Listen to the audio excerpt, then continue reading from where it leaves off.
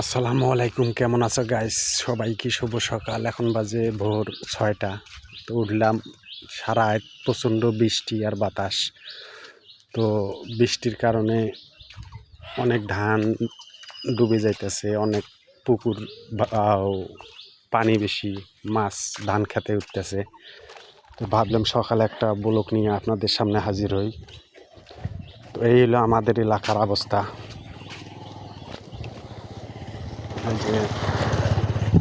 এই যে ধানটা দেখেন কত দূর পানি, আর আজকাল বৃষ্টি হলে এই ধানটা তলে যাবে। এই যে শীষ বাড়াইছে, আর অল্প কিছুদিনের ভিতরে ধানটা উঠতো, কিন্তু এখন আর যায় না। এই যে পুকুরটাতে মাছ ছাড়ি দেওয়া, পুকুরটাতে মাছ এখন বেশি একটা নাই। এই ধান খেতে উঠে গেছে, ধান খেতে পানি, এই যে ধান খেতে উঠে গেছে।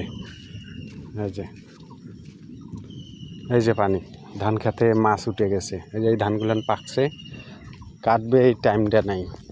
মানে এক কথায় আমার জীবনে আমি এইরকম বৃষ্টি দেখি নাই। চৈত মাসে, বৈশাখ মাসে সাতাও।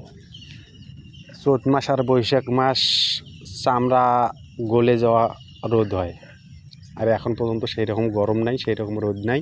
ওই যে স্ক্রিনে দেখতে পাচ্ছেন, ওই যে ভুট্টা ক্ষেত, ওই ভুট্টা ক্ষেতগুলান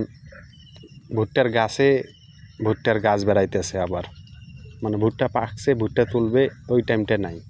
বৃষ্টির কারণেও তুলতে পারতেছে না। আর বৃষ্টির কারণে, বৃষ্টির ভিজে যদি ওই ভুট্টা তুলে, আগা দিন তুলবে, পরের দিনে ওই ভুট্টার গাছ বেড়ে যাবে। এই হলো চাষি ভাইদের একটা বিরাট সমস্যা পড়ে গেছে। দেখেন আকাশের পরিস্থিতি, দেখেন কতটা ভয়াবহ আর কতটা মেঘ। এই যে এতটা মেঘ, মানে গাছ ছাড়লেই পানি মানে ভরে যাবে, এইরকম অবস্থা, এরকম একটা অবস্থা। শহরের মানুষের কি হয় তা জানি না, কিন্তু গ্রাম অঞ্চলে চাষি ভাই জেলা আছে, বিরাট সমস্যা। মানে বেশিরভাগে এবার মাছ যাবে হলো পাট ক্ষেত। ওই যে ভুট্টা খেতে পাট বুনছে, ওই পাটটা করি আর হবে না। ওখানে ঝড়ির ডাঙতে পাট মরে যাইতেছে। তাছাড়া ধান খেতও নষ্ট হয়ে যাইতেছে। এই যে ধান খেত ওই যে পাকছে, অনেক ধান ডুবে যাইতেছে। আর বিভিন্ন রকম সমস্যা। করার কিছু নাই, সব উপরওয়ালার হাতে।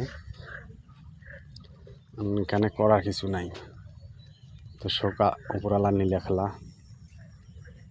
তো আপনাদের কোন কোন এলাকায় এরকম বৃষ্টি হইতেছে প্রতিটা দিন একটু কমেন্টে জানাবেন।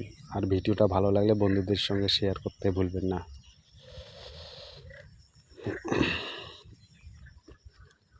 এই যে দেখেন প্রচণ্ড বৃষ্টি, এখনও বৃষ্টি পড়তেছে। সবাই ভালো থাকবেন, সুন্দর থাকবেন, এই কামনা করি। সবাইকে শুভ সকাল।